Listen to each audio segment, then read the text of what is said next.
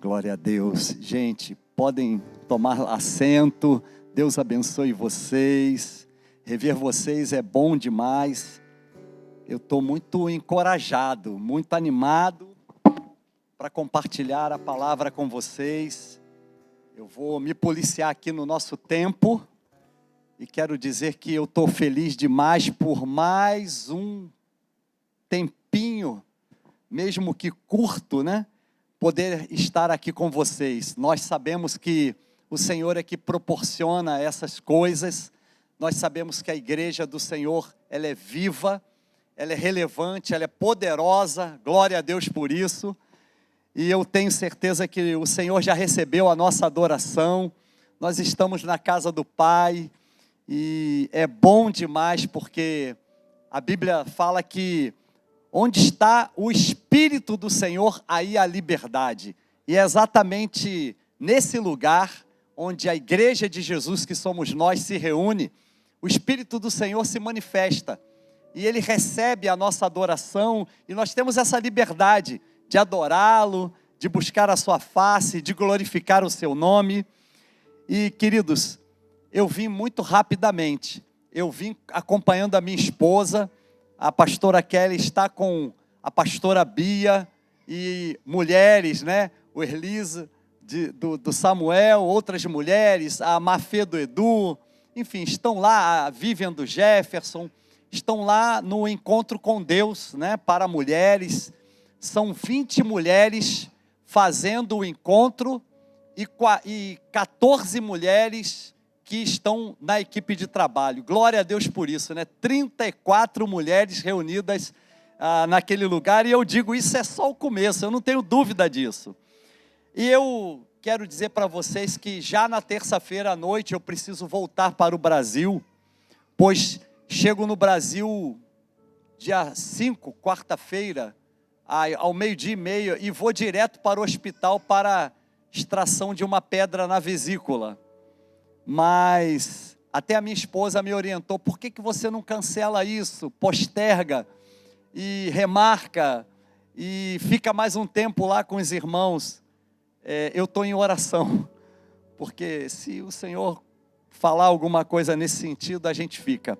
Mas também eu tenho aqui um abraço da igreja do Brasil, e também quero dizer que vocês estarão me vendo mais vezes aqui, com mais frequência. Eu fiz um acordo com a minha esposa, com a igreja no Brasil, de que a gente vai estar mais frequentemente aqui. Então, quando eu vier, eu vou estar passando talvez um mês, quem sabe até mais tempo com vocês aqui, né? E aí eu estou com um discípulo amado aqui, o pastor Ricardo Batista, e eu disse para ele que também ele vai revezar comigo, embora que ele vai ter que fazer um bate-volta por causa da atividade dele lá na Defensoria Pública no Brasil. Mas também temos aqui o Marcos Paulo da Gabi. Marcos Paulo é um querido, gente. Marcos Paulo está morando aqui em Winter Garden, e daqui a pouquinho vocês vão vê-lo mais frequentemente aqui, junto da sua esposa e das suas filhas, as princesas Valentina e Beatrice. Mas eu fiquei pensando no que compartilhar com vocês nessa noite. Eu quero compartilhar uma palavra de Deus para o nosso coração. Eu quero nessa noite falar sobre o Evangelho do Extraordinário. Queridos, o Evangelho é algo maravilhoso. O Evangelho é algo que o Senhor Jesus nos deixou, né? O Evangelho é a proclamação da palavra de Deus, a pregação da palavra de Deus. O Evangelho, o significado dessa palavra é boas novas. E extraordinário é aquilo que supera expectativas. Eu quero te dizer que o Evangelho do extraordinário é exatamente aquele Evangelho que quando atinge, chega, quando contagia a nossa vida, ele nos leva para esse lugar, esse ambiente de alguma coisa que supera as nossas maiores e melhores expectativas a respeito de algo. Então, eu não posso deixar de falar desse Evangelho do extraordinário sem pensar em Jesus, que veio, nos trouxe a palavra, né? A Bíblia fala em João 1:1, no princípio era o Verbo, e o Verbo se fez carne e habitou entre nós, né? Então é interessante isso, porque esse verbo encarnado, essa palavra encarnada, esse evangelho encarnado, ele tocou a vida de muita gente, e ele vem tocando, perpassando os séculos, chegando até nós aqui. Agora, nós pensamos também no evangelho que foi pregado por Paulo, porque Paulo foi um dos maiores expositores do evangelho para todas as pessoas, e esse evangelho de Paulo, ele tem chegado até nós porque o evangelho de Paulo não é outro evangelho senão o evangelho do próprio Senhor Jesus Cristo. E é interessante porque dentro da cristandade o apóstolo Paulo foi aquele que absorveu de uma forma muito orgânica e integral esse evangelho, né? Paulo teve muita experiência com o Senhor. Atos capítulo 9 fala que Paulo teve um encontro com o Senhor ressuscitado. Jesus, o Senhor, apareceu para Paulo, ele caiu da sua montaria e ele teve uma experiência transformadora e radical com o Senhor Jesus. O Senhor Jesus chegou a dar testemunho dele, dizendo o seguinte: importa que ele sofra pelo meu nome e dê testemunho a muita gente a respeito de mim. Então, o apóstolo Paulo, ele foi essa expressão maior do evangelho, da graça, quando ele escreveu todas as suas cartas. Eu me lembro, por exemplo, de Paulo chegando para falar aos anciãos de Éfeso, em capítulo 20, versículo 24 de Atos dos Apóstolos, ele diz assim: porém, em nada considero a minha vida preciosa para mim mesmo, a não ser que venha eu cumprir a carreira e o ministério que recebi do Senhor Jesus Cristo, de pregar o evangelho da graça de Deus. Então Paulo sabia da sua missão, Paulo sabia do seu chamado e Paulo sabia da sua vocação. A vocação de Paulo, o chamado de Paulo, a missão de Paulo era pregar o evangelho da graça de Deus. E Paulo foi essa expressão maior daquilo que Jesus havia confiado a todos aqueles que o viessem seguir. Então, eu pensei em compartilhar com vocês apenas um versículo da primeira carta de Paulo aos Coríntios, capítulo 2, versículo 9. Eu vou citar ele aqui na versão revista e atualizada, que Paulo diz assim: nem olhos viram, nem ouvidos ouviram, nem jamais penetrou no coração humano o que Deus tem preparado para aqueles que o amam. Há quem diga que Paulo parafraseou o profeta Isaías, que em capítulo 64, versículo 4, ele disse: porque desde a antiguidade não se ouviu, e com os ouvidos não se teve entendimento a respeito de um Deus além de ti, que trabalha para todos aqueles que nele esperam. Então, mas há quem diga que não. Mas é interessante que há muita semelhança nisso que foi dito ou escrito, melhor dizendo, por Isaías, e naquilo que foi dito ou escrito por Paulo, né? Porque ambos tiveram amanuenses, secretários, aqueles que ouviam as suas pregações, as suas palavras proféticas e escreviam, né? E aí é interessante, porque quando eu paro e penso no evangelho do extraordinário, eu penso em Paulo também como esse modelo para nós nos dias de hoje. Ou seja, o que é que Deus espera de nós? Como portadores de uma verdade eterna, como proclamadores do evangelho, o que Deus espera que a gente venha fazer no tempo presente? E aí eu paro e penso na primeira carta de Paulo aos Coríntios, e eu vejo não somente uma verdade eterna, mas eu vejo que essa carta ela é contemporânea, ela se aplica, ela se adequa aos dias do tempo presente, ela se encaixa em pleno século 21, nessa era da modernidade, né? E aí é interessante porque no capítulo 1, Paulo entra com uma saudação, depois Paulo fala do caráter da sua pregação. É interessante porque Paulo fala, na verdade, também sobre divisões na igreja, e aí ele fala que a pregação do ministro, a pregação do líder fica prejudicada quando existe uma divisão na igreja. E Paulo repara, através de informações que ele havia recebido de uma família da igreja de Corinto, que havia essa divisão. E não somente essa divisão acontecia, Veja bem, Paulo também recebeu a informação de que algumas pessoas falavam a respeito dele de forma caluniosa. Então Paulo manda essa carta aos Coríntios, que ficou conhecida na cristandade como a carta severa, como alguém que está reivindicando a sua autoridade espiritual. E uma das coisas mais lindas que a gente percebe, exatamente quando ele escreve a sua próxima carta, né? Nós temos apenas essas duas cartas de Paulo, embora que ele tenha escrito outras cartas, mas é importante, aos Coríntios, é importante perceber que na segunda carta ele foi mais ameno, porque quando ele fala de divisão, ele também fala de prostituição na igreja, ele fala de imoralidade, ele fala de preconceito e inclusive uma questão de intolerância com aquelas pessoas que eram mais simples. E aí Paulo começa a expor aqui algo interessante, porque no capítulo 1, no verso 19, o apóstolo diz assim: porque está escrito, destruirei a sabedoria dos sábios e aniquilarei a inteligência dos inteligentes. E aí Paulo registra isso para dizer assim para nós, que o evangelho do extraordinário quer nos levar para uma atmosfera completamente diferente desta que a gente vive aqui agora. O evangelho do extraordinário nos chama a subir mais um degrau na fé. O evangelho do extraordinário nos chama para estar nesse ambiente da glória. O evangelho do extraordinário nos faz perceber que a glória de Deus está tabernaculada na vida da igreja, que somos cada um de nós. E aí é interessante, porque eu vinha falando com o pastor Wellington na viagem, que uma brasa fora do braseiro, ela se esvai, ela se apaga, mas a brasa precisa estar no braseiro. E aí é interessante, porque Paulo, ele vem chamar a atenção dos coríntios, de que era necessário unidade da igreja, era necessário união da igreja. E aí Paulo fala da sua própria experiência.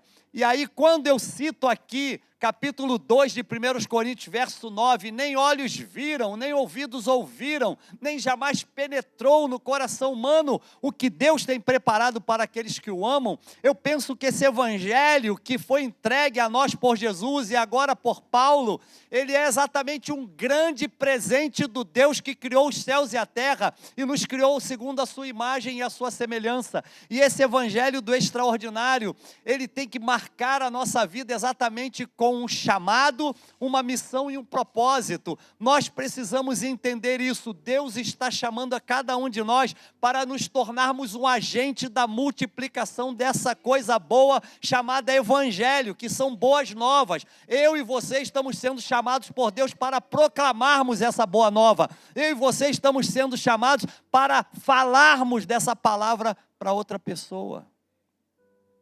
Sabe, eu aproveitei muito isso na minha vida. São 38 anos de ministério pastoral, desde 23 anos, quando fui ordenado pastor, aliás antes, mas com 23 anos eu fui ordenado e logo saí para o campo missionário, para o plantio de uma nova igreja. E essa experiência foi maravilhosa, sabe por quê? Porque eu vi esse evangelho do extraordinário funcionar. Eu quero te dizer uma coisa, ninguém lá do Vale do Silício tem mais sabedoria, mais poder do que esse evangelho. Sabe de uma coisa? Esse evangelho do extraordinário, ele surpreende a cada um de nós. Esse evangelho do extraordinário, ele faz nova todas as coisas. Esse evangelho do extraordinário nos faz reconhecer o nosso lugar, a nossa pequenez diante de um Deus tão grande e glorioso.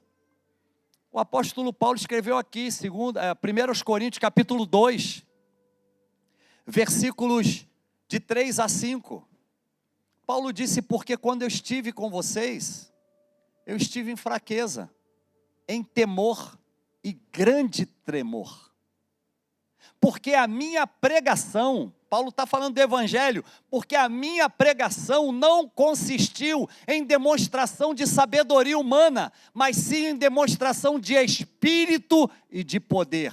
Verso 5 do capítulo 2 de 1 Coríntios: para que a vossa fé não se apoiasse na sabedoria humana, mas sim no poder de Deus. Ei, deixa eu te dizer uma coisa: o poder de Deus, o Espírito do Senhor é muito mais poderoso, é muito mais sábio, é muito mais excelente, é muito mais impactante do que qualquer ciência do mundo de hoje, do que qualquer conhecimento do mundo de hoje. O sábio Salomão escreveu, Provérbios capítulo 9, versículo 10. O temor do Senhor é o princípio de toda sabedoria, e o conhecimento do santo, né? Então é importante, é prudência. Conhecimento do santo é prudência, diz lá. Então olha que coisa interessante. Nós precisamos ter essa experiência. Nós precisamos permitir que Deus, pela sua graça, nos empurre para esse lugar de ter uma experiência mais profunda com o Senhor. Sabe, já chega da gente ficar vivendo na razoalidade. Veja bem, evangelho não é business. Evangelho é graça. Evangelho é comunhão. Evangelho é andar um do lado do outro. Evangelho é exatamente ser direcionado pelo Espírito Santo. É claro que o Evangelho vai impactar as nossas mais variadas áreas da nossa vida, inclusive a área profissional, a área do nosso trabalho, né? E isso vai envolver muita coisa, mas o Evangelho não é só isso. O Evangelho é muito mais do que isso. Eu falei aqui que eu comecei a minha vida no campo missionário, plantando uma nova igreja, por isso eu estou aqui. Porque eu acredito no plantio desta igreja. Eu acredito fielmente que essa igreja vai crescer para a glória de Jesus. Que cada um de vocês que aqui está é um personagem que Deus trouxe para cá, é uma pessoa-chave para fazer com que essa igreja se torne vigorosa e poderosa para a glória de Jesus, mas para a nossa alegria. Sabe, eu creio nisso. E aí eu me lembro que quando eu saí para o campo, para plantar uma nova igreja, oh irmão, irmã, como eu enfrentei dificuldades. Eu lembro que eu fui para um lugar, sabe, esse evangelho do extraordinário é assim, ó, ele nos chama, ele nos apresenta uma missão e um propósito. E é interessante porque isso vai envolver realmente, exatamente o nosso coração e a nossa vida. E aí nós precisamos saber se estamos dispostos a pagar o preço. Quando eu olho vocês aqui, eu penso, eles estão dispostos a pagar o preço. Na verdade, eles estão pagando um preço para que esta igreja esteja aqui. Eu lembro que eu fui para um lugar de chácaras, de sítios. Eu lembro que o lugar em que eu estive plantando uma nova igreja era um lugar muito carente. Eu fui plantar uma igreja numa cabaninha feita por missionários americanos, uma capela de concreto pré-moldado. Ela estava fechada há 8 anos. O pastor de lá havia ficado velhinho, voltou para a terra natal dele, e a igreja fechou porque os irmãos foram embora. E quando eu cheguei lá, querendo começar uma nova igreja ali, eu percebi que até a porta daquele local estava fechada com um cadeado enorme. Eu havia chamado pessoas para me ajudar, e eu disse, e agora? Essas pessoas chegarão, eu cheguei antes, né? E aí a chave, o cadeado estava à porta. Eu tive que pedir a um amigo para correr e pegar uma ferramenta, a gente quebrou aquele cadeado. Quando nós abrimos a porta daquela igreja, eu estava tão entusiasmado, queridos, querida, eu estava tão animado com aquela possibilidade magnífica e maravilhosa de começar uma nova igreja. Aquilo queimava no meu coração. A minha especialização era em missiologia, e eu queria mais de Deus, eu queria experimentar essa coisa maravilhosa de viver o plantio de uma primeira igreja na minha vida ministerial. Daí que, quando abri a porta daquela capela, aquela capela já não tinha pastor há 8 anos, estava tudo cheio de aranha, de teia de aranha, estava tudo cheio de insetos, estava tudo sujo, tudo empoeirado. E rapidamente um grupo de jovens chegou para me ajudar e a gente começou a limpar aqueles bancos de madeira que estavam ali cheios de poeira e começamos a cuidar e limpar, porque eu havia convidado um conjunto de louvor para tocar naquela noite, era o primeiro culto daquele lugar. Mas sabe de uma coisa? Nós pregamos esse evangelho dia após dia lá. Não o evangelho mecânico, não o evangelho humano, mas o evangelho do extraordinário, o evangelho sobrenatural, o evangelho que se movimenta por uma ação do Espírito Santo e não pelo conhecimento humano. É uma demonstração de espírito e de poder, porque a fé das pessoas não pode estar apoiada, como disse Paulo, na sabedoria humana, mas sim no poder de Deus. E aí eu quero dizer que essa sabedoria de Deus, esse evangelho do extraordinário, ele vem para confundir as pessoas.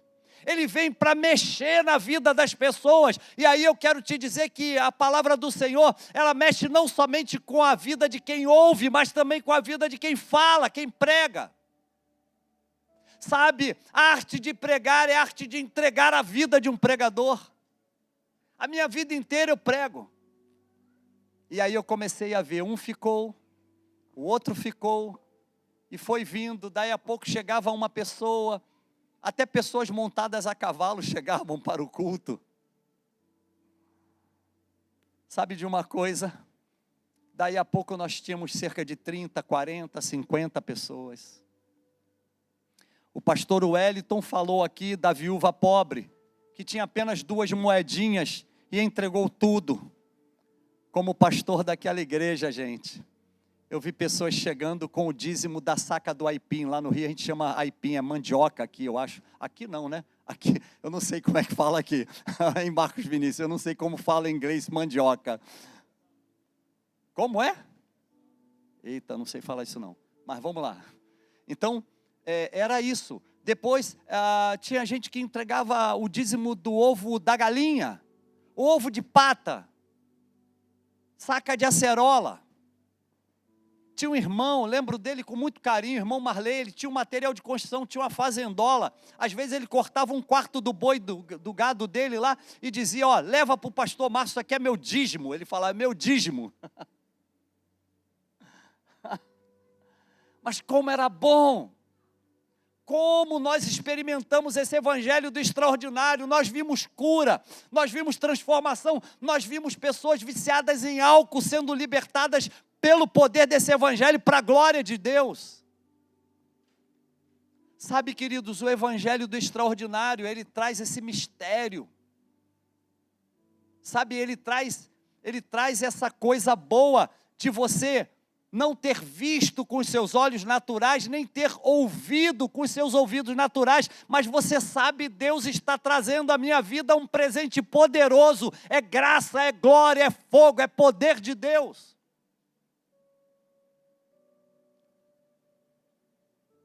Depois daquele lugar, eu fui para o sul da Bahia, numa cidade chamada Eunápolis, na entrada de Porto Seguro, para cuidar de uma reserva de indígenas pataxós.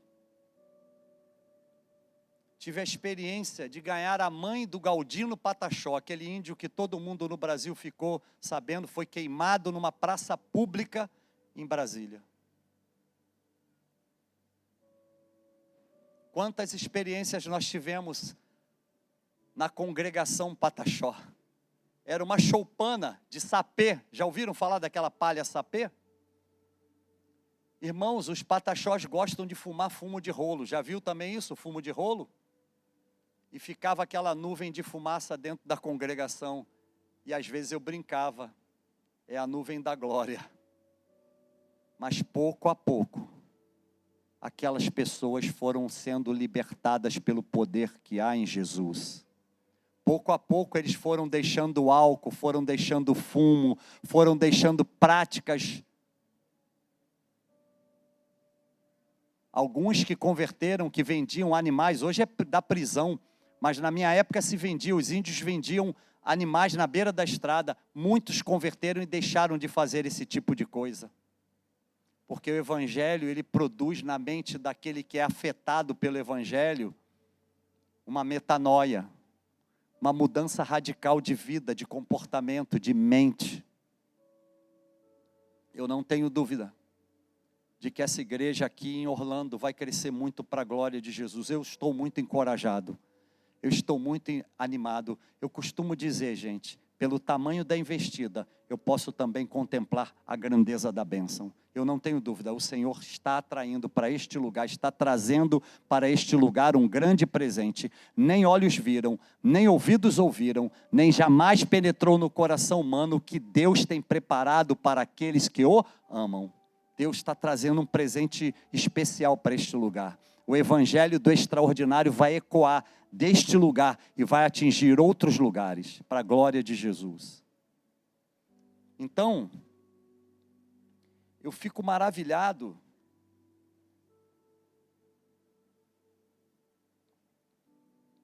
em perceber que o evangelho do extraordinário é um evangelho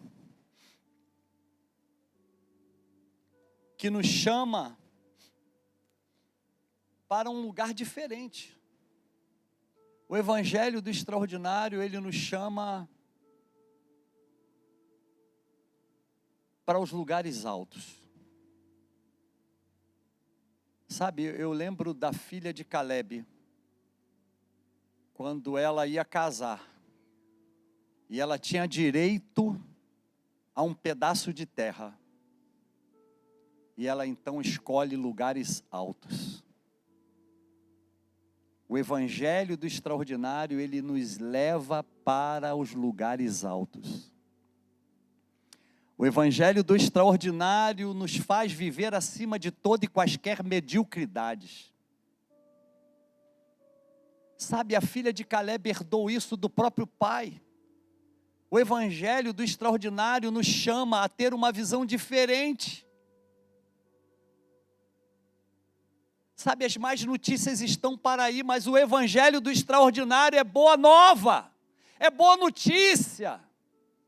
Nós não podemos nos envolver com maus comentários, nós não podemos nos envolver com más notícias, nós precisamos ser portadores desse evangelho do extraordinário. O apóstolo Paulo disse: vocês são cartas vivas, ou seja, vocês têm que viver esse evangelho, você tem que ser extravagante para mostrar esse evangelho, você precisa ser intrépido para mostrar esse evangelho, você precisa ser ousado para mostrar esse evangelho, ter coragem.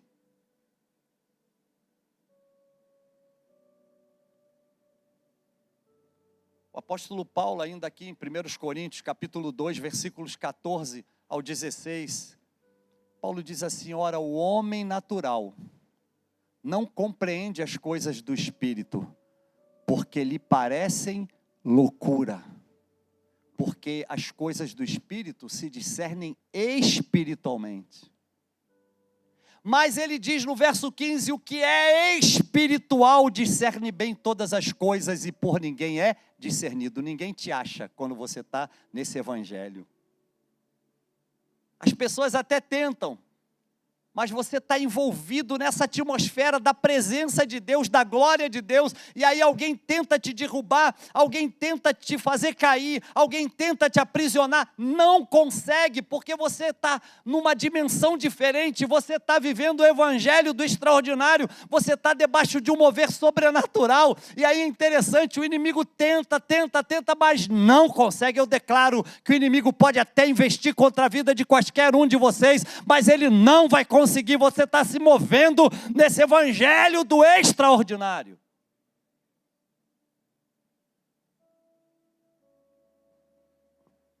Versículo 16 de 1 Coríntios capítulo 2, Paulo vai dizer assim: mas quem conheceu a mente do Senhor para que possa ser seu conselheiro ou lhe dar conselho? E ele termina dizendo: nós temos a mente de Cristo. O evangelho do extraordinário precisa mudar a nossa maneira de pensar. Se a nossa maneira de pensar for mudada, a nossa maneira de ver também será mudada e a nossa maneira de ouvir também será mudada. É diferente. Quem é espiritual vê as coisas de forma diferente. Quem é espiritual ouve as coisas de forma diferente. Isso é lindo. E é exatamente isso que o Espírito do Senhor está chamando essa igreja para esse lugar. O Espírito do Senhor está chamando essa igreja nessa noite para viver exatamente isso de forma orgânica e integral. Eu quero te dizer uma coisa: nada nem ninguém pode parar a igreja de Jesus. A gente canta, a gente adora, dizendo que até o Coliseu não parou a igreja, e é verdade. Eu quero te dizer que nada poderá parar a igreja de Jesus.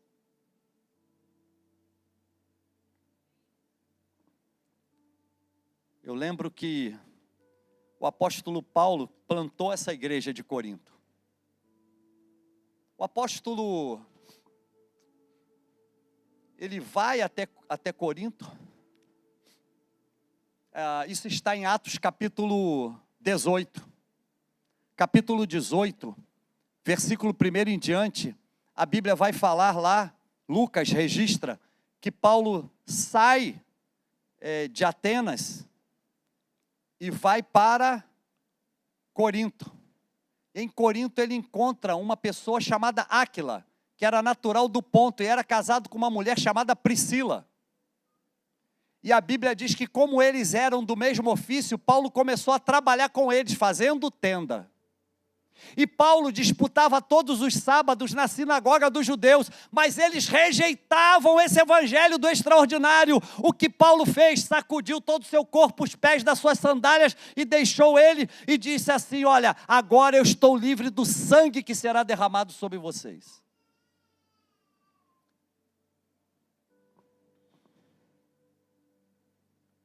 Mas sabe de uma coisa?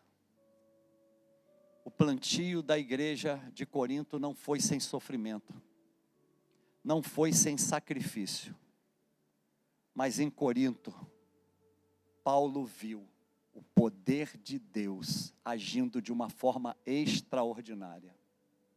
Quando Paulo escreve a sua segunda carta aos Coríntios, no capítulo 12, ele fala que para que ele não se exaltasse ou não se ensoberbecesse pela excelência das revelações, lhe fora posto um espinho na carne, a saber, um mensageiro de Satanás, a fim de esbofeteá-lo, pelo qual ele orou 3 vezes ao Senhor para que o afastasse dele, e ele ouviu o Senhor dizendo: a minha graça te basta, porque o meu poder se aperfeiçoa na tua fraqueza. Eu quero declarar nessa noite, meu irmão, minha irmã que está aqui nessa noite, eu quero declarar que o poder de Deus se aperfeiçoa na nossa fraqueza, não importa o que esteja acontecendo. Eu não sei, Paulo, há quem diga que era um problema visual, outros dizem que eram outras situações, como por exemplo não ter um casamento, mas uma coisa eu sei: o mesmo Deus que tratou da vida de Paulo está tratando com você. Eu não sei onde está o seu espinho na carne, eu não sei onde é que está doendo na sua vida, quem sabe no seu corpo mesmo físico, ou quem sabe na sua alma, nas suas emoções, no seu espírito, mas uma coisa eu sei: o Deus que falou com Paulo, que agiu na vida de Paulo, que entregou essa mensagem a Paulo, também está tocando na tua vida, cuidando da sua causa, cuidando da sua vida. Ele te diz nessa noite o seguinte: a minha graça te basta, e a você só cabe confiar, porque aquele que faz a promessa, ele é fiel para cumpri-la. Aleluia, oh glória. Você pode dar um aplauso a Jesus? Aleluia, oh glória, aleluia.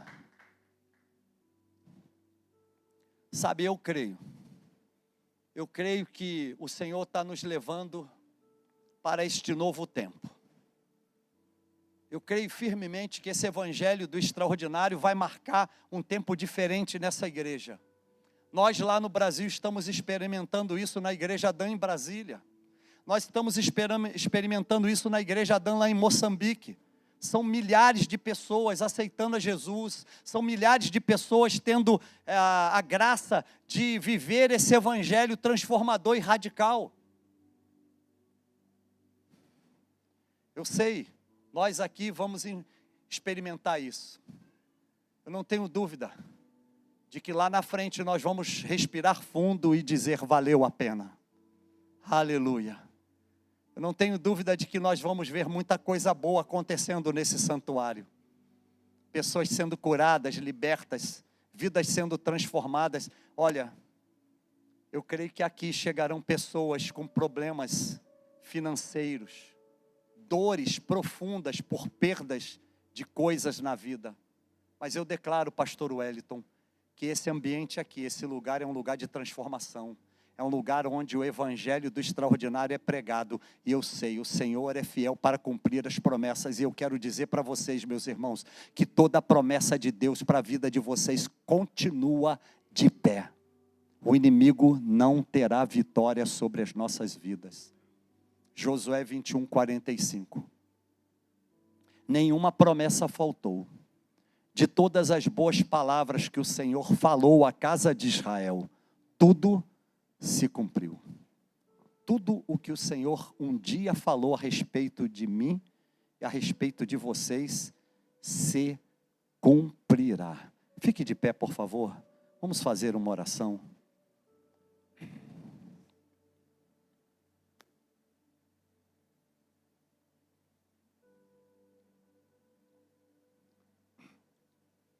Eu tenho vivido em Brasília uma experiência em que pessoas pedem para conversar no gabinete comigo e com a pastora Kelly, minha esposa.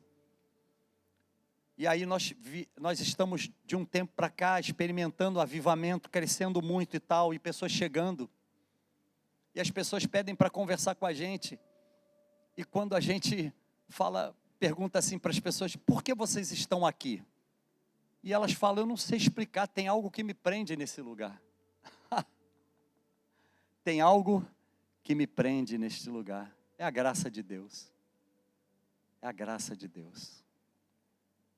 Aleluia. Eu creio que o Senhor é tão bom, tão bom, tão bom, que Ele já começou a instrumentalizar essa igreja. Eu creio que a perseverança de cada um de vocês vai marcar a história dessa igreja como uma igreja relevante para este tempo. Eu creio que este novo tempo começa agora. Sabe, eu creio que esse novo tempo é um tempo de bênção. É um tempo de despertamento espiritual, é um tempo de avivamento. Isaías 43, 19 diz assim: eis que faço uma coisa nova no meio de vocês. Porventura vocês não estão percebendo? Abrirei um caminho no deserto e plantarei um ribeiro no ermo. No verso 18 de Isaías 43, ele diz assim, não vos lembreis das coisas passadas, nem considereis as antigas. Deus está falando assim, eu estou inaugurando um novo tempo. Tem um marco sendo estabelecido, Ariane. O que ficou para trás, ficou, agora é daqui para frente. Foi isso que Deus usou o apóstolo Paulo, em 1 Coríntios capítulo 2, versículo 9. Ele estava dizendo, ei, povo de Corinto, povo da igreja Adã em Orlando, povo da igreja Adã lá no Brasil, povo da igreja Adã em Moçambique, Grande África, eu estou inaugurando um novo tempo. Não se lembrem daquilo que passou, comecem agora a trabalhar, comecem agora a agir, comecem agora a experimentar esse evangelho do extraordinário. É milagre, é bênção, é poder de Deus. Eu quero te dizer uma coisa, é um tempo de avivamento, é um tempo de coisa nova, é caminho no deserto, é rio no ermo, porque aquele que fez a promessa, ele continua agindo na vida do seu povo, aleluia. Glória ao teu nome, Jesus. Oh, Jesus, obrigado, Senhor. Engrandecido seja o teu nome para sempre. O teu Espírito Santo, que falou com Paulo e Barnabé, com Saulo e Barnabé em Atos capítulo 13, versículo 2, continua falando hoje. Separai-me a Saulo e a Barnabé para a obra que os tenho chamado. Eu creio que o Espírito do Senhor está falando hoje. Separai, meus irmãos que aqui estão para a obra que os tenho chamado. Aleluia. Oh Senhor, obrigado porque olhos não viram, ouvidos não ouviram, nem jamais penetrou no coração humano aquilo que o Senhor tem preparado para cada um de nós. Obrigado, Jesus. Obrigado por tua palavra. Toma a nossa vida, toma o nosso coração, inaugura em nós um novo tempo, um tempo de uma governança espiritual, um tempo de adoração. Rasga os céus, Senhor, e toca neste lugar, na nossa vida, com a tua glória, com o teu poder, com a tua majestade, Senhor.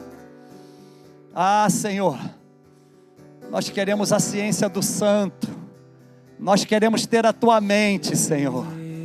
Oh, coisa boa estar na tua presença. Coisa boa experimentar esse evangelho do extraordinário que nos leva para esse lugar, os lugares altos.